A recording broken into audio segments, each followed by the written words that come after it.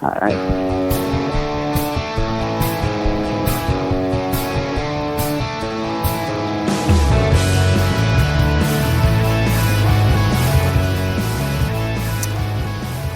Hey, welcome to Doug Padgett Radio, broadcasting again. I know for some of you, you've known that we've been on a little break for the radio show while I'm working on a book, but every once in a while, something really exciting comes along that's worth having our radio show back in business, and that's the case today. I'm going to be chatting here with Eric Lacher and with Wayne, and they're going to tell you about some exciting things that are going on. And I'll tell you that you probably, if you're a regular listener to the show, you would know of Eric Lacher, at least in reputation anyway, because Eric and I are friends, and he is my running guru. So, in fact, I think the only reason I've been able to imagine even getting into and then getting into running long distances is because of Eric Lacher. So, hey, Eric. Hey, how you doing, Doug? Thanks for having me on. Oh, thanks for this. This is a great idea. Eric's going to tell us a little bit about, in a conversation with Wayne here in a bit, about what Eric's going to do a 50-mile run in November. And I'm going to be doing it with him, and we're going to raise some money for some good projects. So we're going to chat a little bit here about running and what that's up, what's up with that, what that's about, why we do it, and then want to invite those of you who aren't going to be running the race with us to still feel part of it. So, hey, Eric, give us just a little snippet. I know we're going to talk to Wayne in a minute here, but tell us a little bit about what it is that you're wanting to raise money for and how that connects for you to the idea of running races like this. Sure. Well, first of all, thanks for all the credit for your running. I didn't really expect that, but I suppose it starts somewhere, right? I think it's more of a blame and people would hear than anything, but I'm glad to know that the voices in your head come from me sometimes. Mm-hmm. So my start with running really came, if I go way back, it was a function of dieting for wrestling, and then at that point it was I hated running, and I think we can relate to that. Yeah, on for many sure. levels. And then eventually I found out that my dad had been a long-distance runner, and I casually suggested, well, if I'm ever in shape, I'll do a marathon with you, because that had always been on my to-do list as, something in my life to do. And he took that to mean, hey, we're going to do a marathon. Yeah. And so I signed up and started Grandma's Marathon, and that was probably the one marathon that I trained the most diligently for. I didn't miss a single workout, and I was making sure that everything I had done and was everything all lined up. And it was a great experience. I finished, and that was my first goal, was to finish and then finish in a decent time, and all went well on that day. And then from then on, I started doing a marathon here and there. And then a friend of mine suggested, hey, how would you like to do a 24-hour race? And I said, what are you talking about? Yeah, isn't that crazy? Like for a lot of people, marathon's the only thing that is, and it is a long way. I did one on Sunday, and it's a long way. And then people start suggesting that there's longer ones you can do. It seems crazy. And it becomes a whole paradigm shift. Mm-hmm. It's like, 26 miles is the first part of the run. Yeah. So we started doing all of this crazy training. Like we would go, we signed up for the North Dakota Marathon, so we drove up in the middle of the night, ran so that we were tired, drove home, and then ran again so we could get used to this length of time of running. And there's just always odd things that a person does. But what I started finding out for myself was initially I loved training by myself. I loved the solitude. Mm-hmm. But as I got more involved with longer distances, there came a point when it was nice to have other people along. Initially it was like, I don't know if I want to run with somebody else, their pace, their route, their whatever. I just wanted to lock into my own groove. And then after a while, it's like, you know what, this is kind of boring. Maybe, I want to talk to some people or be accountable to other people. And it became more of a community event because not only was I scheduling running time with people, we were doing things outside of running or, meals. And, then it became, well, I also need somebody to help with my physical therapy, like massage and chiropractic and all these things that go along with the backside of running, Yeah. Eric, talk a little bit about that paradigm shift, that way of thinking where you said, hey, my dad runs marathons and long distances. Maybe I'll do that with him. That was a big shift in thinking, right? To go from someone who didn't like running to running that far for that long for a marathon. And then making that shift again to say, boy, I'm going to run even further than that. In your case, going to a 24-hour or 50 miles, or I know you run a 100-mile race. Like, for a lot of people, it truly sounds crazy when they hear people say that they're going to do stuff like that, right? They're like, there's something wrong with you. Like, do you have some kind of an addiction, or do you have some sort of an inability to know when enough is enough? But something happens to us when we run these long races, or when some of us start thinking we can run these long races, where it moves from being kind of fanciful or crazy to totally reasonable. Like, can you talk a little bit about that process for you and what that was like to go from something I know, because I said to you when you told me that you were running these kinds of races, I'm like, that is just, but when people say it and to someone who's never heard it before, the person who hears it just feels like you've just said something to me that sounds like it's an utter joke. Like, that can't possibly be what you're about to do, but somehow it becomes totally normal.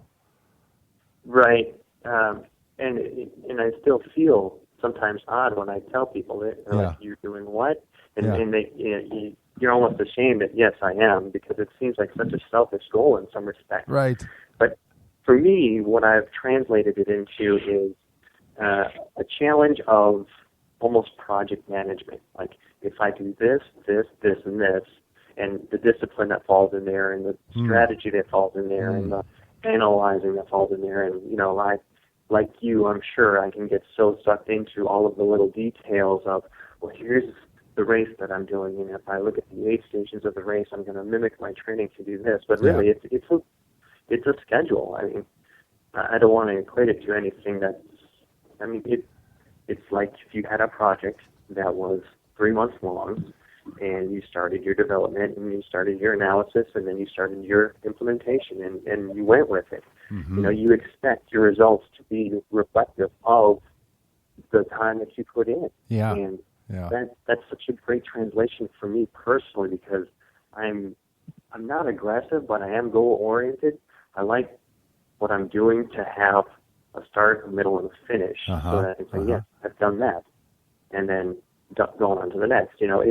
If ultra running didn't have that, where you needed to put in the work, that's and right, you could fake it by just signing up and doing it, by just doing it right, then it wouldn't be meaningful. It wouldn't be an accomplishment. It wouldn't be something that I would strive to do. Yeah, I felt the same thing. Like, I hurt my butt a couple weeks ago, and it flared up during this run on Sunday, this marathon. And the marathon was a part of my training for this run that we're going to do in November on the 16th, this 50-mile race. And I'm really worried that I'm not going to be able to do the training. And the funny thing is, it's not just that I'm worried that if I don't train properly, I won't be able to finish the race in November. It's like if I can't do the training, it doesn't make any sense to want to do the 50-mile race. Like, it's all a part of the same. It's all part of the same package, right? Like, I want to do the training because I like that almost as much, or really in a different way. I guess I like it as much in a different way as the run itself, where like the training isn't a means to an end. It's really a part of the whole process. Right, and for a lot of people, you tell them you're going to run a 50-mile race. The 50-mile race is the easy part if you do the training. The training is the hard part. That's right. Because you have to keep diligent, you have to keep motivated, you have to keep inspiration, whatever it is that keeps you going. It's that. It's not the race. The race is the celebration of all the training that you put in. Yeah, and it's really interesting because it really starts tapping into other places in a person's life, doesn't it? Like, at some point it's really running. Yeah, I mean, like, you're running and it's kind of a physical thing, but it really becomes something other than that, or something additional to that. It does. I can tell on any given run whether it's going to be a good day or a bad day based on sometimes just my mental attitude. Yeah. Am I really thinking about how many more miles I have to go, or is my mind completely wandering and, oh my gosh, I'm done already? Yeah. And that was fun, Yeah, it's really it's really something. All right, so So you're going to run this. You're going to run this 50-mile race in November, and you also want it to have another purpose to it. Talk a little bit about that. Sure. There's been a couple times where I've used running to get out of a selfish position, because it's really so selfish of an activity. Sometimes I feel like I'm doing all this thing with all this time, and it's all these resources that in some way I like to give back. And I've also used running as tools to help me through certain times in my life. Mm-hmm.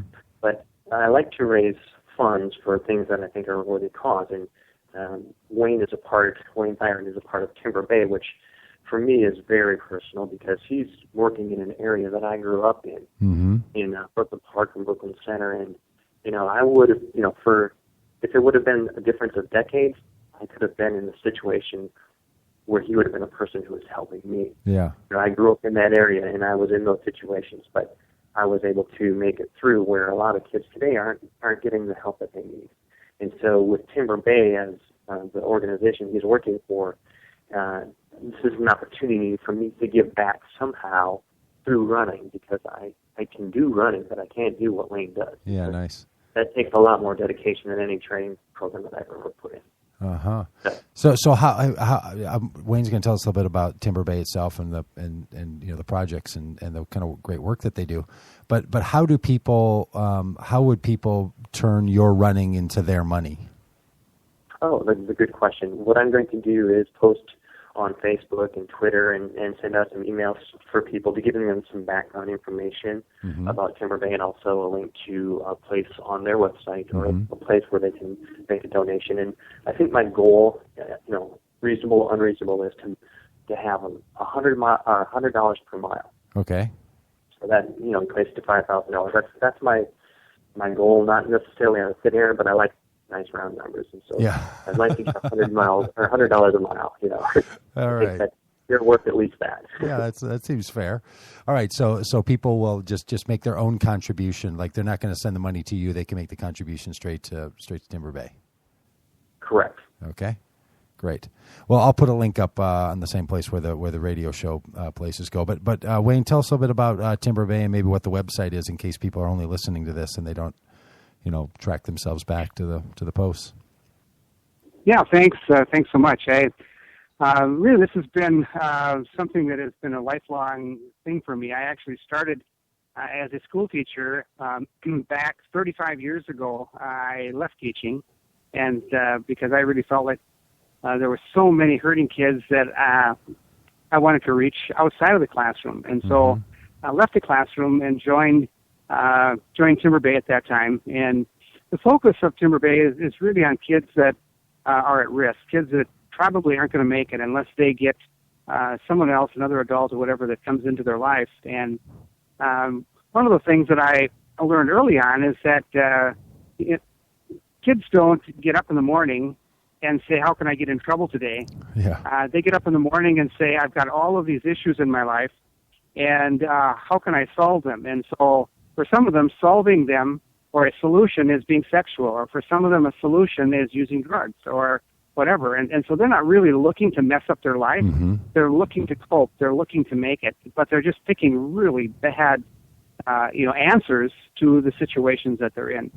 And so for us to, get involved in their life, to do tutoring, to do mentoring, Timber Bay owns a camp that is up in Minnesota by the Lake Mille Lacs area, and getting kids away. We take them whitewater rafting, lots of outdoor adventure stuff, but also just lots of one-to-one mentoring, support groups, counseling, that type of thing for teens. And also, as time has gone on, we've expanded it. So I now spend a lot of my time working with their parents, because even though I may be involved with them, or our staff may be involved with them, during the day or in the evening, they still go home to their homes. And unless, mom or dad kind of figure out some things at home to make it go better, it's going to be, a rough go too. So it has expanded to now work with parents as well. Well, that's excellent. How many kids are involved in like in a school year? How many kids are involved in the work that Timber Bay does? Well, it varies. If you were to have asked me when I was working with at-risk kids 3 years ago, I would say in a given week, we might see 60 to 100 kids, and so with the different events that we had, the support groups and the different educational groups and so on. Probably about a year and a half ago, there were 3 staff that myself and 2 others that decided we wanted to open a brand new area. And so even though I had spent most of my years in the community of Brooklyn Park, Brooklyn Center is kind of between Brooklyn Park and North Minneapolis, and it's kind of become the new North Side, where there are just so many needs that are there.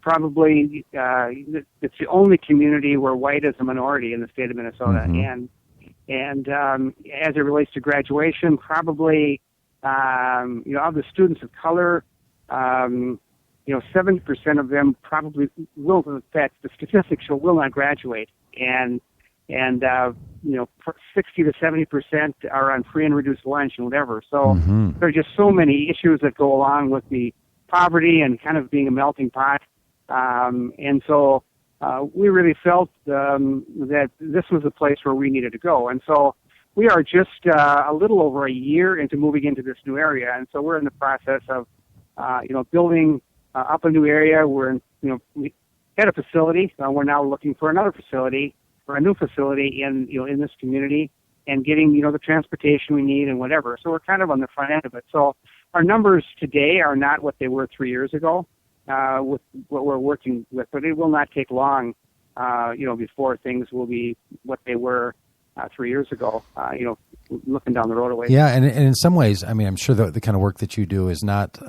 It's basically helping kids to experience the kind of support that everyone would want for themselves or for any teenager that they know. Like you're really trying to help these kids have the basics, right, of people that love them and care for them and can support them and walk them through these difficult times. And it's just really shocking, isn't it, how many people kind of go without that basic level of support that so many people take for granted.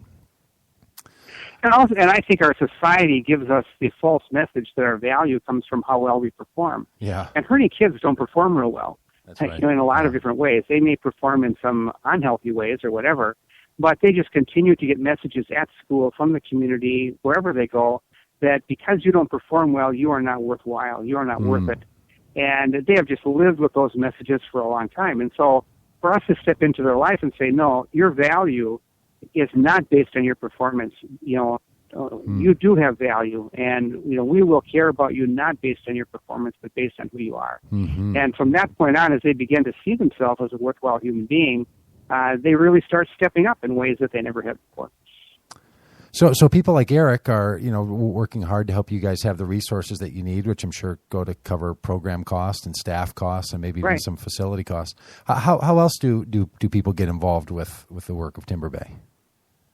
Well, we are, continually looking for volunteers, mentors, support group facilitators. When we go off on a camping trip, boundary waters, whatever. I mean, there are different times that we're looking for volunteers and looking for staff. So, there are people that we need that would do, some direct service stuff, and we would, certainly on the front end, there's the screening and then the training and that kind of stuff. But ultimately, would get involved and be doing a lot of the same things as our salaried, staff would be doing. So, there is that thing. And again, as a nonprofit, we're just so appreciative of what Eric is doing. I mean, without the financial, tax deductible donations that people make, to what we do, we could not exist. Anywhere from, like you said, facility salaries, scholarships to get kids on events, whatever.